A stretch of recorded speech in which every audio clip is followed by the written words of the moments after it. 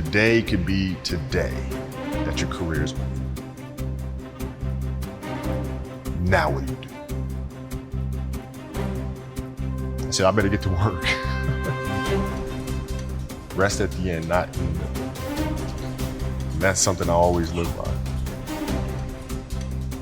I'm not gonna rest, I'm gonna keep on pushing now. There are a lot of answers that I don't have, even questions that I don't have. But I'm just gonna keep going.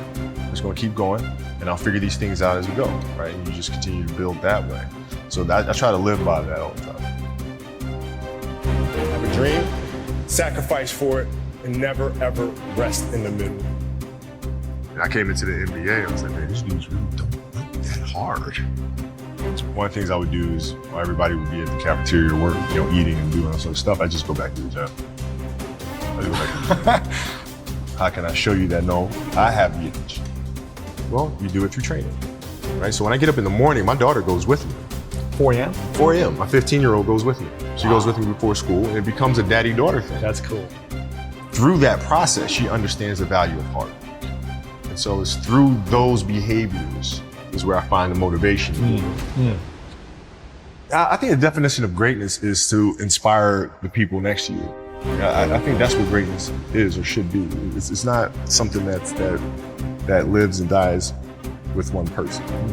It's how can you inspire a person to then in turn inspire another person, that then inspires another person. And that's how you create something that I think lasts forever.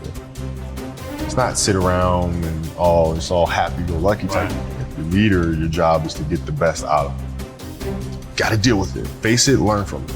It's exciting when you win, it's exciting when you lose, because the process should be exactly the same. But the hardest thing is to face that stuff.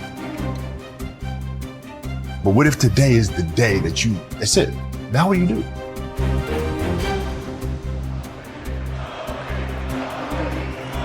What can I say?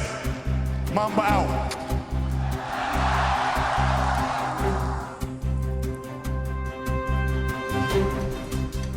My parents were great. Growing up, they instilled in me the importance of imagination, of curiosity. And understanding that, okay, if you want to accomplish something, I'm not just going to sit here and say, yes, you can do whatever you want. Yes, you can, but you have to also put in the work to get there, right? So they taught me that at a really early age, man. And when you grow up as a kid thinking that the world is your oyster, all things are possible if you put in the work to do it, you grow up having that fundamental belief. Who was more influential for you, your father or mother? Both were influential at different points. Yeah.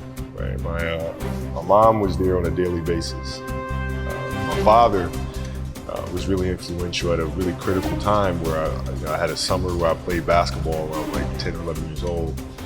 And here I come playing and I don't score 1 point the entire summer. Not one. You didn't score once? Not one. Were you in the game? I was in the game. How'd you not score? Because I was terrible.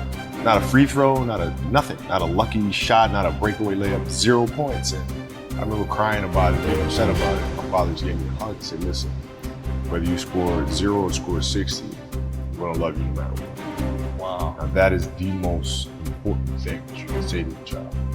Because from there, I was like, okay, it gives me all the confidence in the world to fail. I have the security there. But to hell with that, I'm scoring 60. Let's go. Right. And from there, I just went to work. I stayed with it. I kept practicing. I think that's when the idea of understanding the long-term view became important. Because I wasn't going to catch these kids in a week. I wasn't going to catch them in a year. Right? So that's when I sat down and said, okay, this is going to take some thought. Right? What do I want to work on first? All right, shooting. All right, let's knock this out. Let's focus on this half a year, 6 months, do nothing but shoot. Right? After that, all right, creating your own shot. You focus. So I started creating a menu of things. When I came back the next summer, I was a little bit better. And then 14 came around, back half of 13, 14 years old, and then I was just killing everyone. And it happened in 2 years. And I wasn't expecting it to happen in 2 years, but it did, because what I had to do was work on the basics and the fundamentals. But they relied on their athleticism and their natural ability. And because I stick to the fundamentals, it just caught up to me. And then my body, my knees stopped hurting. I grew into my frame. Then your athleticism once you have the fundamentals, Exactly. the hard work, the mindset, and you tack on the athleticism, it's game over. Then it was game over. Wow.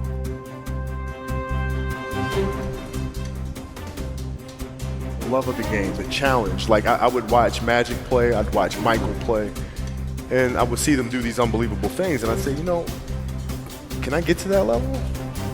I don't know, but let's find out. Let's find out. And so that curiosity to see where I could push this thing led me down that path, I think.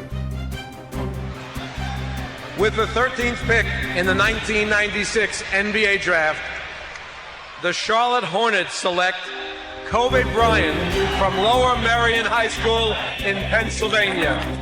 Greatness lies ahead for this young man. Well, I learned that you have to work hard and you have to approach the game with a serious mindset.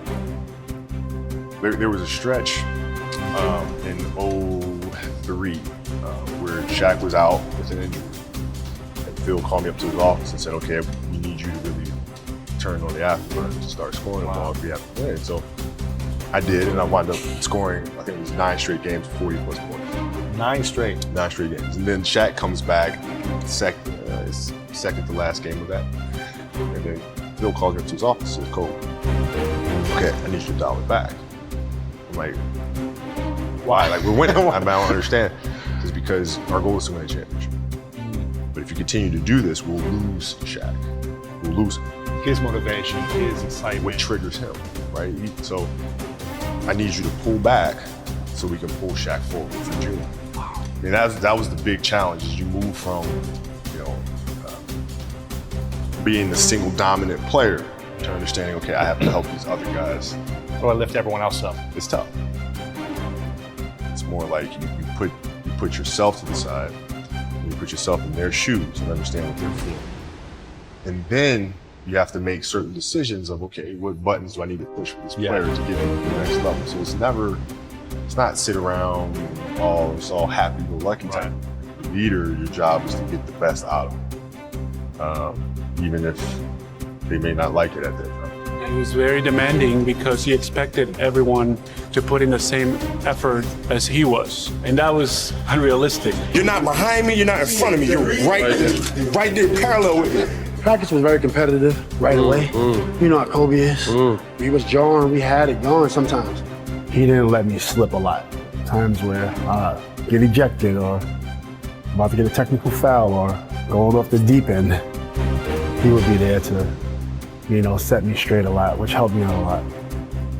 So we get in the timeout, he's like, hey, I'm open. I'm like, okay. So we go out, same thing, hey, I'm open. Okay. There you go.